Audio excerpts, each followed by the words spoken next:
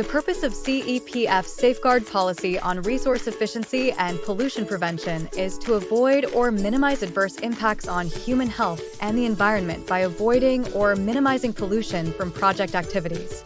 Specifically, CEPF grantees are required to promote sustainable use of resources like energy and water, reduce project-related emissions of greenhouse gases, avoid or minimize generating hazardous waste, manage risks associated with pesticide use. When you apply for a CEPF grant, the CEPF team will assign your project to one of 3 categories, according to the project's environmental and social risks. If your project is assigned to Category A or B in relation to use of pesticides, you will be asked to prepare a pest management plan. If your project is assigned to Category A or B in relation to other risks under the Resource Efficiency and Pollution Prevention Policy, you will be asked to prepare an environmental and social management plan.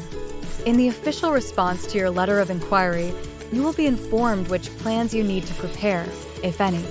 Templates and examples of completed plans can be found on the CEPF website. Pest Management Plan. If you're asked to prepare a pest management plan, you will need to describe the pest problems relevant to your project and how you propose to address them. Wherever feasible, you should favor integrated pest management approaches, which minimize or eliminate the need for pesticide use. Where pesticides are procured or used, you will need to identify the pesticides you plan to use and choose pesticides that do not contain active ingredients that are banned or restricted under international agreements. Explain how you will put in place adequate restrictions, skills, equipment, and facilities to ensure the pesticides are used safely. Describe how you will avoid or minimize the risk of harm to non-target species and the wider environment. Environmental and social plan. If you need to prepare an environmental and social management plan, you will need to identify environmental and social risks related to resource use and pollution. Then you'll describe the measures you propose to take to mitigate adverse impacts. In particular, you must avoid generating hazardous and non-hazardous waste to the extent possible and reuse, recycle, and recover waste in a safe manner.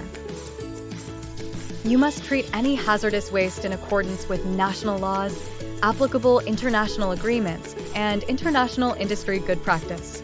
You must avoid or minimize community exposure to hazardous materials and substances that may be released by project activities. You must also avoid or minimize project-related emissions of greenhouse gases and soot. Finally, you must promote efficient use of energy, water, and other resources during project activities.